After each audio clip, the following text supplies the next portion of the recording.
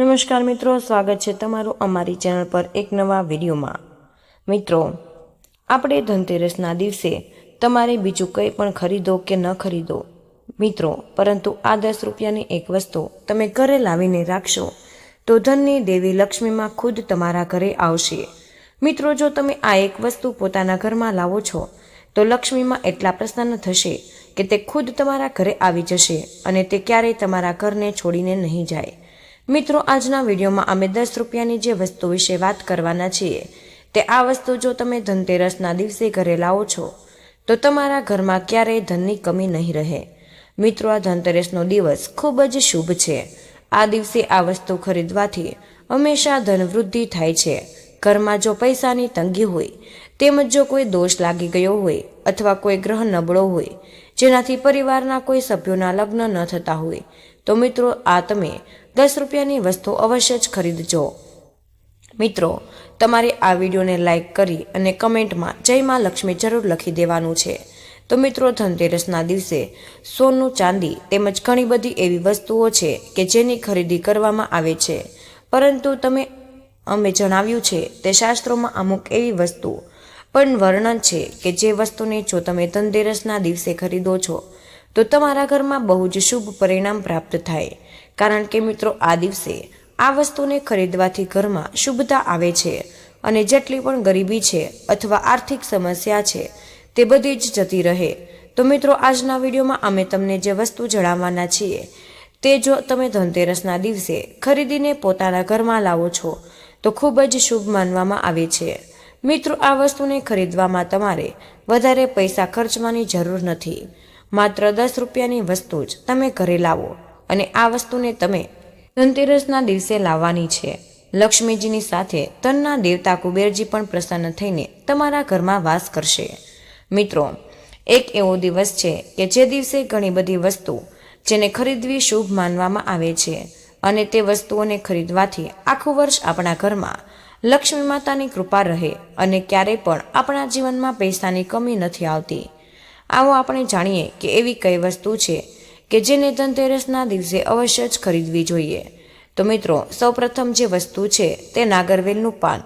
મિત્રો, નાગરવેલના પાનમાં સ્વયં લક્ષ્મી માતાનો વાસ હોય તેમજ સરસ્વતી માતાનો તેમજ પાર્વતી અને મંગળા દેવીનો પણ વાસ હોય। સાથે જ મિત્રો, શિવ ભગવાન અને કામદેવનો પણ વાસ આ નાગરવેલના પાનમાં માનવામાં આવે છે। તો મિત્રો, ધનતેરસના દિવસે આ નાગરવેલનું પાન જરૂર ખરીદીને લાવવાનું છે। મિત્રો, તમે તમારી ઈચ્છા અનુસાર આ પાન ખરીદીને લાવી શકો અને આ નાગરવેલના પાન લાવીને ધનતેરસના દિવસે તમે લક્ષ્મી માતાને ચડાવી દેશો તો લક્ષ્મી માતા ખૂબ જ ખુશ થઈને તમને આશીર્વાદ આપશે અને આ નાગરવેલનું પાન જે છે એ લક્ષ્મી માતાને ખૂબ જ પ્રિય છે। આથી નાગરવેલના પાન દિવાળી પહેલા એટલે કે ધનતેરસના દિવસે તમારે જરૂર ખરીદવા। આ પાંદડાનું તમારે શું કરવું? તો મિત્રો, તમે આને વહેતા પાણીમાં પ્રવાહિત કરી શકો અથવા કોઈ શુભ વૃક્ષ હોય તેની નીચે તમે રાખી શકો। હવે આપણે જાણીએ કે બીજી એવી કઈ વસ્તુ છે જે તમારે ધનતેરસના દિવસે ખરીદવાની છે। આ એક વસ્તુ ધનતેરસના દિવસે ખરીદીને લાવો છો તો ધનની દેવી માં લક્ષ્મી શ્રી હરિ વિષ્ણુજી સાથે આપણા ઘરમાં આવે છે અને ક્યારેય તમારું ઘર છોડીને નહીં જાય। મિત્રો, વિષ્ણુ ભગવાન હોય ત્યાં ધનની દેવી લક્ષ્મીમાં હંમેશા વાસ કરે।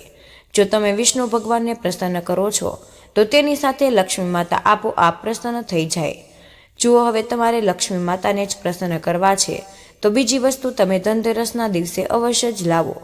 તમે જોયું હશે કે આ દિવસે લોકો સોનું ચાંદી બહુ જ ખરીદતા હોય, પરંતુ ઘણા લોકો એવા હોય કે જે આ વસ્તુને ખરીદી નથી શકતા। તો મિત્રો, એ લોકોએ આ એક વસ્તુ જરૂર ખરીદવી જોઈએ। આ વસ્તુને ખરીદવાથી, સોનું ચાંદી ખરીદવાથી પણ વધારે આ વસ્તુ ખરીદવાનો લાભ મળે। તો મિત્રો, તે બીજી વસ્તુ છે આખી હળદર। મિત્રો, આ હળદર વિષ્ણુ ભગવાન સાથે જોડાયેલી છે। હળદર તમારા ગુરુ ગ્રહને મજબૂત બનાવે છે અને સોનું ચાંદી ન ખરીદી શકો તો તમે એની જગ્યાએ આખી હળદર પણ ખરીદી શકો। જ્યારે તમે ધનતેરસના દિવસે હળદર ખરીદીને લાવશો તો તમે એવું સમજી લેજો કે વિષ્ણુ ભગવાનની સાથે લક્ષ્મી માતા પણ તમારા ઘરમાં આવશે અને તેનો વાસ હંમેશા માટે થઈ જશે। તે ક્યારેય તમારા ઘરને છોડીને નહીં જાય। મિત્રો, ધનતેરસના દિવસે આ હળદર ઘરમાં લાવવી શુભ માનવામાં આવે છે। જે લોકો આ ઉપાય નથી કરતા તે લોકો આ ઉપાય અવશ્ય જ કરવો જોઈએ। પછી તમે જોશો કે આનો લાભ તમને તમારા જીવનમાં ખૂબ જ ચમત્કારી રીતે મળશે।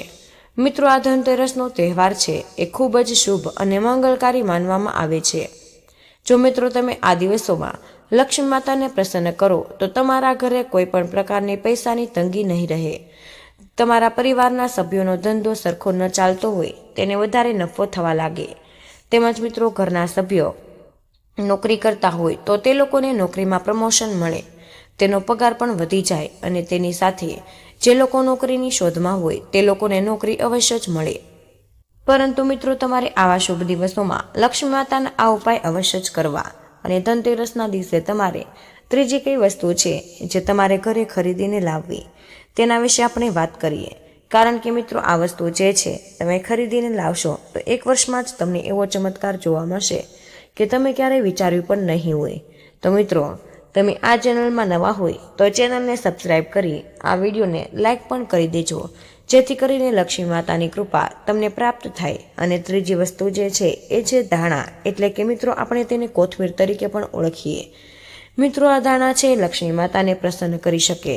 આથી મિત્રો, ધનતેરસના દિવસે આપણે ધાણા ખરીદવા શુભ માનવામાં આવે છે।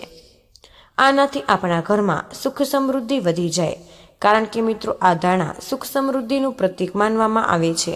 અને મિત્રો, ધનતેરસના દિવસે જે લોકો ધાણા ખરીદીને ઘરમાં લાવે તો તે લક્ષ્મી માતાને ખુદ જ પ્રસન્ન કરી શકે। તો મિત્રો, તમારે આ ધાણાનું શું કરવાનું છે? મિત્રો, તમારે પૂજાના સમયે તમારા આ ધાણા જે છે એ નાનકડા વાટકામાં મૂકીને લક્ષ્મી માતાને અર્પણ કરવા।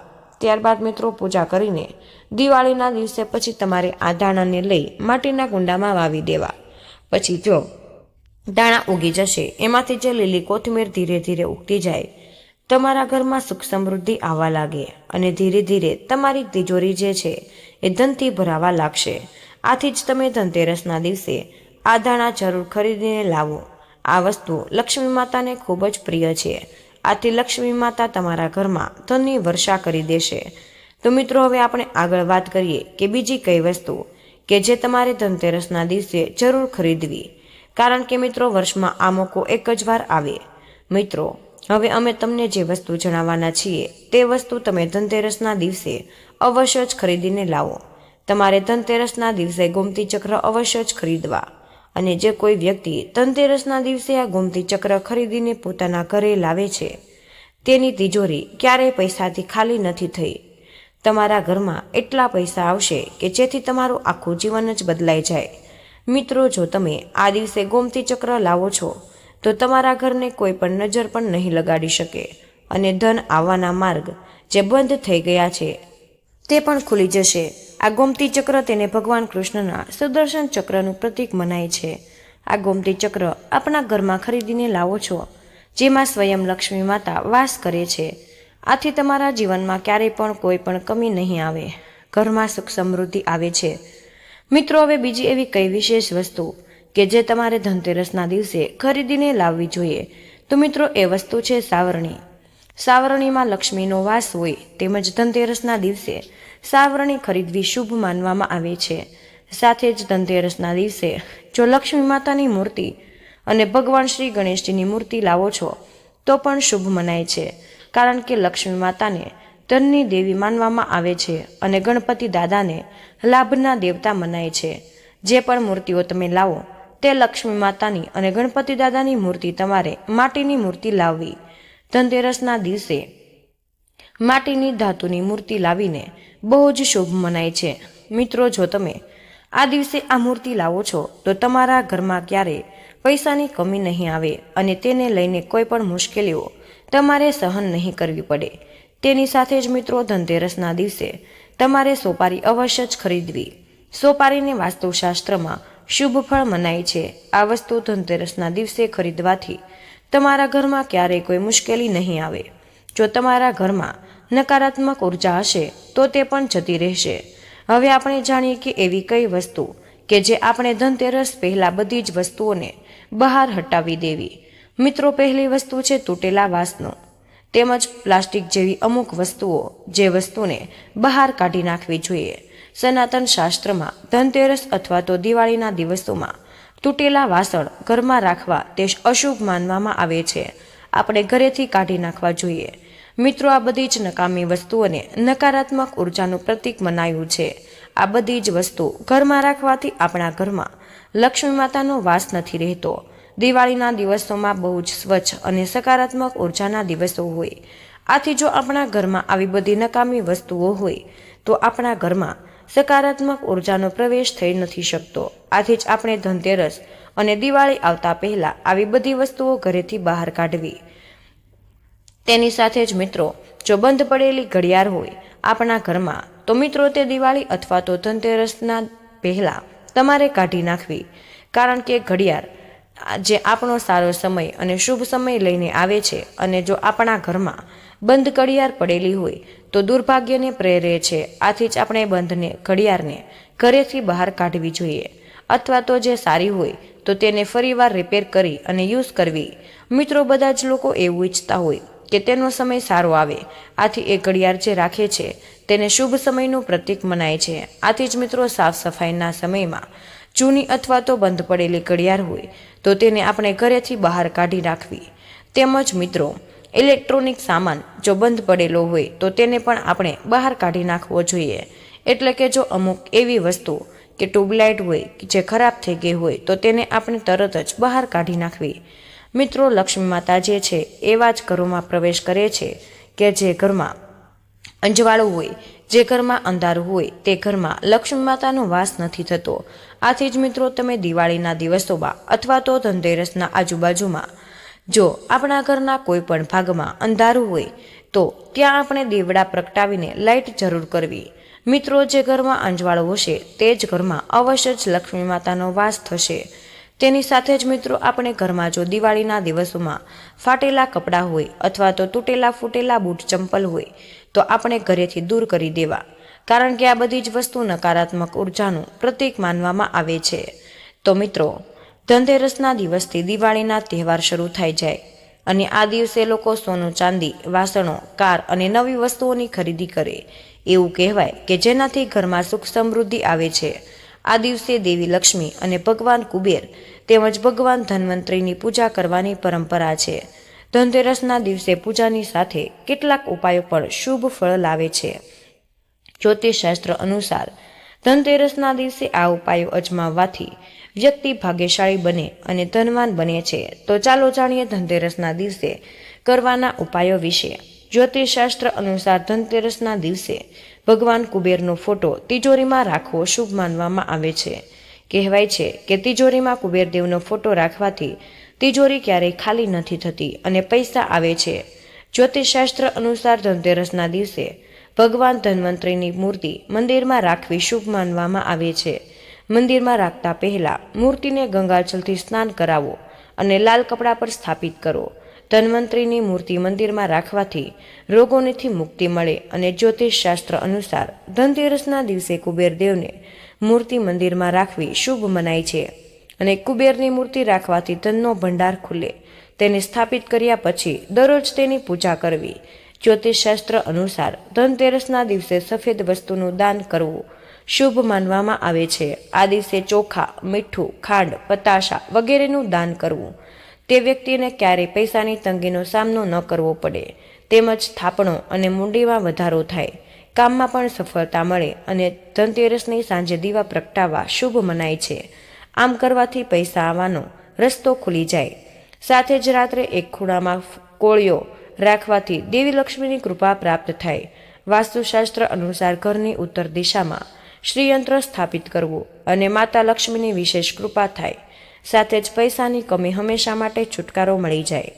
પરંતુ આના માટે નિયમિત રૂપે યંત્રની પૂજા કરવાની રહેશે। દરરોજ માતા લક્ષ્મીને સમર્પિત મંત્રનો જાપ કરવો। લોકો પાસે પૈસા નથી ટકતા, તે દરેક પ્રયાસ પછી આર્થિક સ્થિતિમાં સ્થિરતા નથી આવતી, તેમને ઘરની ઉત્તર પૂર્વ દિશામાં તુલસી અને કેળના એક છોડ લગાવવા। રાત આ બંને છોડની પૂજા કરવી અને આ ઉપાય તમને દેવી દેવતાની વિશેષ કૃપા પ્રાપ્ત કરાવે। ઘરમાં સુખ, શાંતિ અને ધન ધાન્યનો વાસ થાય। મિત્રો, સાથે જ સંપત્તિમાં પણ વધારો થઈ શકે। તો મિત્રો, આજનો આ વિડીયો અહીં જ પૂર્ણ કરીએ છીએ। આજની માહિતી કેવી લાગી અને આ વિડીયો કયા શહેરમાંથી જોઈ રહ્યા છો તે કમેન્ટમાં જરૂર જણાવજો। માહિતી પસંદ આવી હોય તો વિડીયોને લાઇક અને તમારા મિત્રો સાથે શેર કરજો. ચેનલ પર નવા હોય તો સબસ્ક્રાઈબ કરવાનું ભૂલશો નહીં. મળીએ એક નવા વિડીયોમાં. ત્યાં સુધી બધાને જય શ્રી કૃષ્ણ. ધન્યવાદ.